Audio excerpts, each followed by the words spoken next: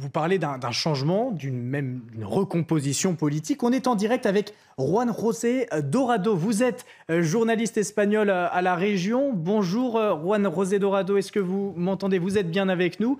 Cette recomposition politique en Espagne, elle est en marche, à commencer par la dernière élection locale où Pedro Sánchez a perdu 6 de ses régions sur 10. Pourquoi la gauche se retrouve dans cet état? C'est sa désunion, sa désorganisation qui a entraîné cette recomposition politique en Espagne?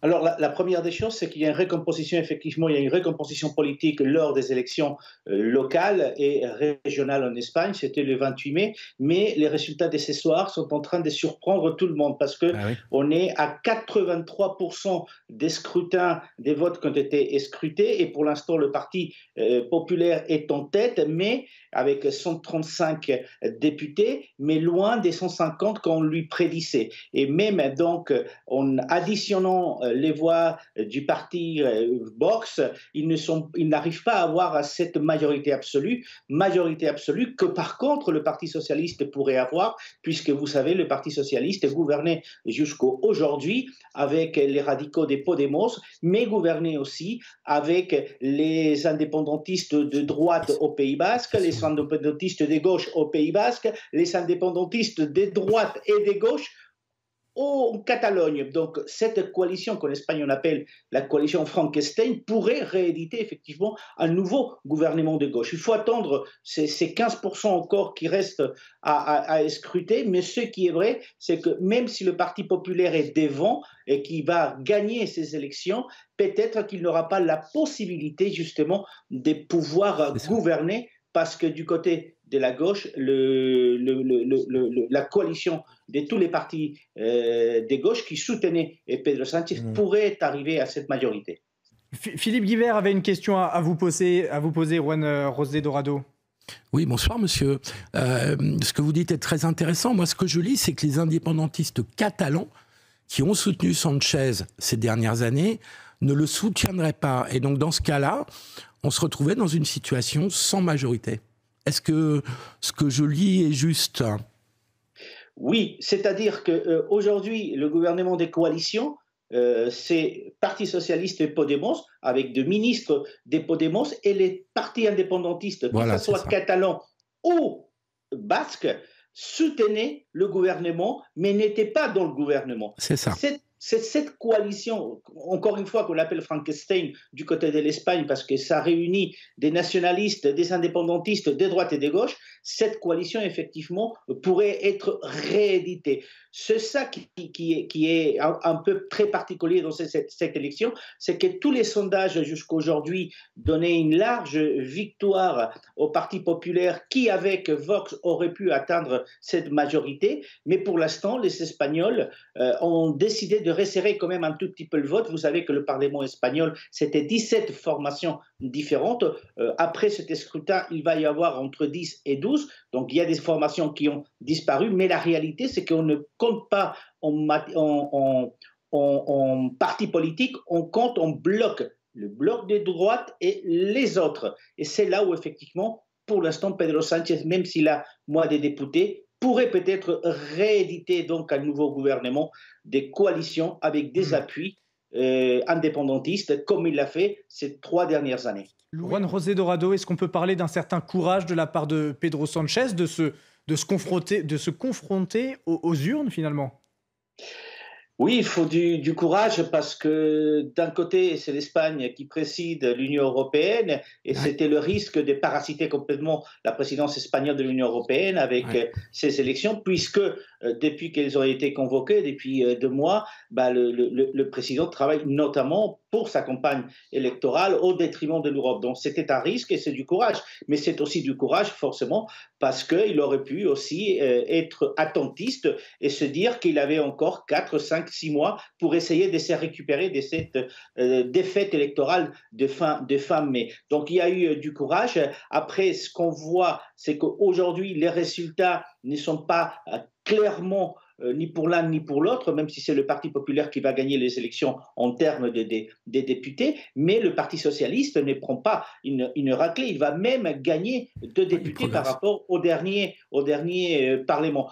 Ce qu'il faut par contre remarquer, c'est que Podemos, en tant que tel, a disparu, il s'est inclus dans cette nouvelle formation qui s'appelle Sumar, et que Vox, par exemple, le parti radical de droite, d'extrême droite, Vox a perdu quand même plus d'une vingtaine de députés lors de ces élections. Donc ça, c'est aussi quelque chose dont il faut tenir compte. En tout état de cause, l'Espagne, c'est un système électoral, vous l'avez signalé, complètement différent de celui de la France, puisque nous, c'est un seul tour et la proportionnelle, donc on ne peut pas se rattraper dans un deuxième tour. Le vote des Espagnols, c'est un vote très réfléchi, et ce qu'on voit depuis un certain nombre d'années, c'est que le vote espagnol, des Espagnols, est un vote qui est très, très éparpillé sur beaucoup de formations politiques. Après, c'est aux politiques de faire leur boulot, c'est-à-dire d'arriver à des accords pour pouvoir garantir la gouvernabilité du pays. Selon les dernières informations qui viennent de nous parvenir, selon le ministère de l'Intérieur espagnol, effectivement, la droite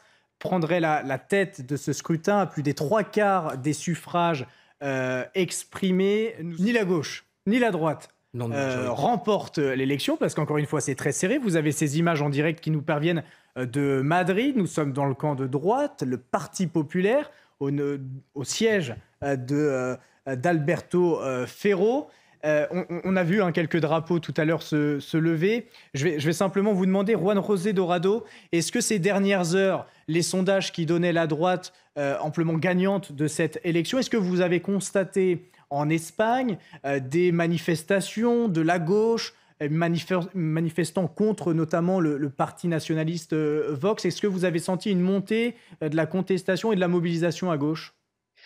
Il y a eu de la mobilisation à gauche. Il y a 2 raisons. Enfin, la première des choses, c'est que vous voyez des élections en 23 juillet, ça tombe très mal quand la moitié du pays part en vacances. Et donc, il y a eu 2,5 millions de voix qui se sont exprimées par correspondance. Parce qu'en Espagne, le vote par procuration n'existe pas, c'est un vote par correspondance. Et donc, 2,5 millions de personnes ont voté par correspondance. Ce sont des voix qu'on est en train d'ouvrir ces soirs même, et qui ont pu effectivement changer ce résultat. À 20 h, quand on a eu les premiers sondages sortis des urnes, le Parti populaire était largement vainqueur avec, pour certaines estimations, jusqu'à 150 députés. Donc c'est vrai que le Parti populaire a payé quand même la victoire du 28 mai, et je vous dis qu'il a payé la victoire du 28 mai tout simplement parce qu'il a été obligé de passer des accords avec Vox, le parti d'extrême droite, et pour un certain nombre d'Espagnols qui étaient dubitatifs sur ce type d'accord, le fait qu'ils les ont vus matérialiser dans un certain nombre de gouvernements régionaux, les ont peut-être poussés effectivement à renouveler son vote au Parti socialiste. En tout état de cause, à ce moment précis, on est à 90% du vote est scruté, et c'est 136 voix pour le Parti populaire, 122 pour le parti socialiste. Le bloc de gauche et le bloc de droite sont pratiquement au même niveau, à une dizaine de députés près, donc ça sera certainement aux nationalistes et aux indépendantistes de décider qui va gouverner. Juan José Dorado, alors que l'on voit ces images en direct qui nous parviennent de Madrid avec ces Espagnols à l'affût, attentifs aux moindres résultats. Là, on est du côté du siège à gauche, le Parti socialiste ouvrier espagnol, le PSOE, avec Pedro Sánchez. Juan José Dorado, qu'est-ce que vous entendez sur le terrain? Quel est le plus gros mécontentement de la population espagnole par rapport au travail, au gouvernement de gauche de Pedro Sánchez? Alors, il y a 2 niveaux. Vous venez de le signaler, les lois sociétales, la loi du consentement, la loi sur le LGBT, qui ont été très discutées, qui ont choqué beaucoup d'Espagnols, même à gauche, des électeurs du Parti socialiste.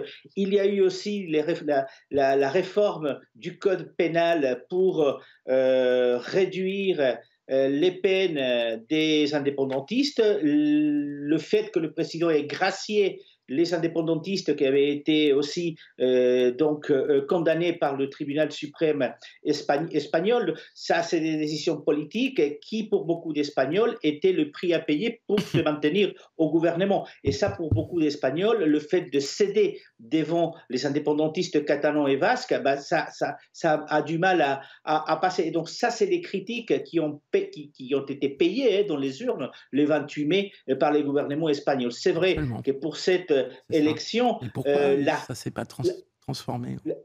Ce qui est vrai, c'est qu'aujourd'hui, pour cette élection, le fait que le parti Vox et le Parti populaire aient signé des accords de gouvernement dans un certain nombre de régions a servi aussi des repoussoirs pour ceux qui étaient hésitants et qui, même s'ils étaient prêts à voter Parti populaire, peut-être qu'ils se sont dit effectivement qu'ils allaient renouveler son vote au Parti socialiste. Maintenant, de toute façon, aux politiques de faire leur travail parce qu'il va falloir trouver un gouvernement. Je rappelle tout simplement qu'en 2018, il a fallu quand même, en 2016, il a fallu quand même aller 2 fois aux urnes parce qu'on n'avait pas trouvé des candidats pour former un gouvernement en Espagne. Donc, les prochaines heures vont être importantes pour savoir qui est capable d'établir une coalition majoritaire.